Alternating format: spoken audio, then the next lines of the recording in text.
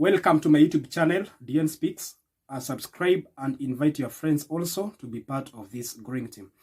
I want to do a video how to avoid misunderstandings. How to avoid misunderstandings. And especially I'm talking in the areas of relationships and also marriages. Because it's very critical for us to know that we will never, by the fact that we come from different backgrounds, we have different ideologies, we have different upbringing, we will always have some room for misunderstanding.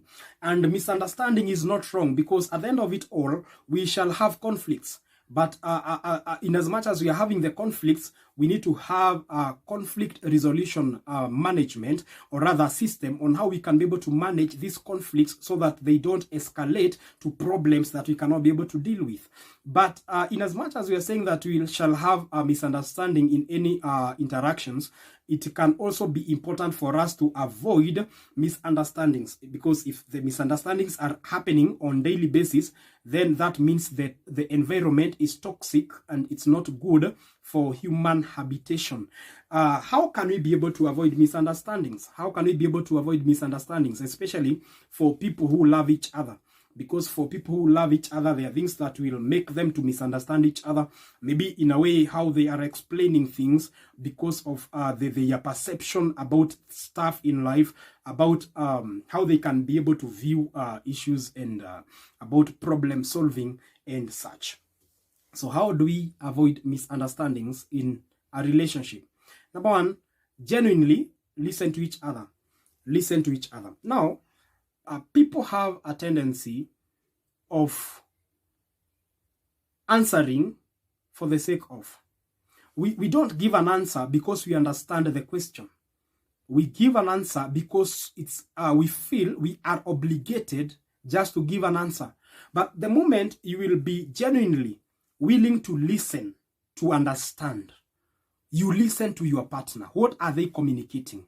What are they saying? As you are listening to them, you also put in consideration their emotional state, their mind state, their state of mind.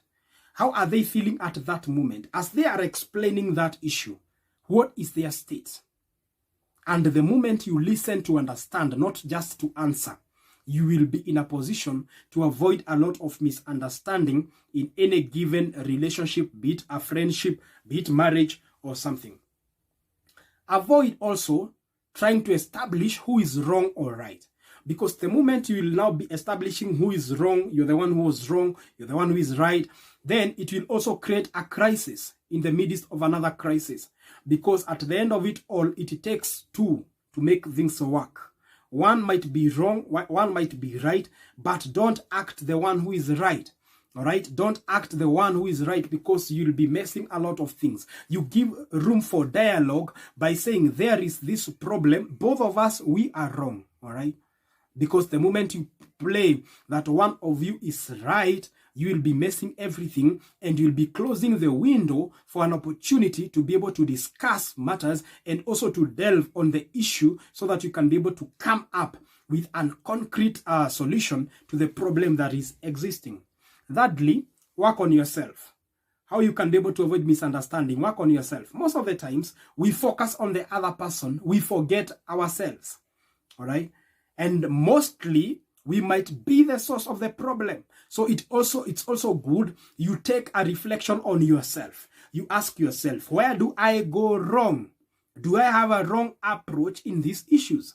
And in the words of Albert Einstein, insanity is doing the same thing over and over again and expecting different results. So most of the times we need to ask ourselves, in this problem, am I the problem? Am I the one causing this thing to escalate to levels that we cannot be able to solve it anymore? So you take a back seat and you ask yourself, where do I go wrong? Where can I be able to change? Where can I be able to have a different perspective about the whole issue? And number 4, apologize quickly. You know, it does not make you less of a person to apologize. Saying I'm sorry, it cures the problem. Sometimes it only takes that word. to bring a stability in issues, to bring a change of attitude. Because the moment someone is high on their voice and the other person is trying to persuade the other one that I'm not the one who is on the mess, and they lack someone who can be able to say, I'm sorry, we need to sort this thing out. Be quickly to apologize. Say, I'm sorry. In that situation, just say, I'm sorry. Because that's an entry point of a solution. That is an entry point of saying, I'm willing to look into solutions. I'm willing so that we can sit down and get a solution towards this problem, because things cannot be able to work this way. And it will take one person to go down. All right? It will take one person to go down. It will take one person to humble, so that there can be a room for dialogue. And through that, people can be able to talk things out. Number 5, share your expectations. It's very important. To avoid misunderstanding, share your expectations. What are you expecting? Even in the business setup, people usually have expectations that this is the profit I'm expecting to get. All right? This is the thing that I'm projecting. I'm projecting in a year that this will be the cost of return on the investment.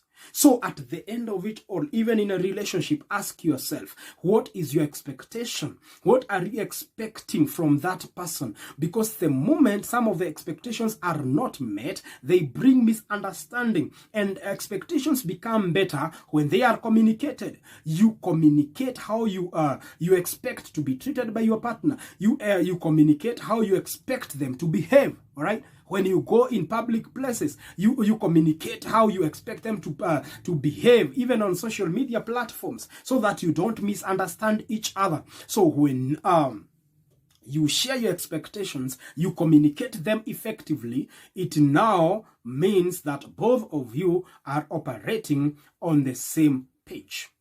All right?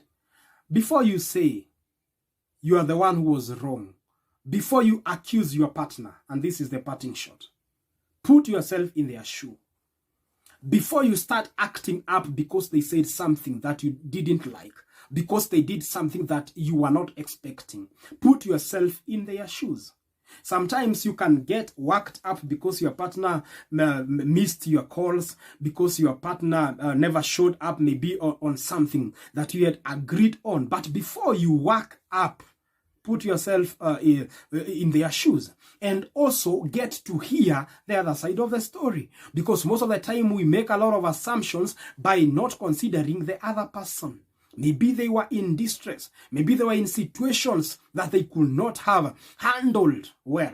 So the moment you put yourself in someone's shoes, it makes you to understand them better, and also it brings an end to unnecessary misunderstandings. Hope you are getting inspired. Keep inviting your friends and your family to be part of this channel. Shalom and God bless you.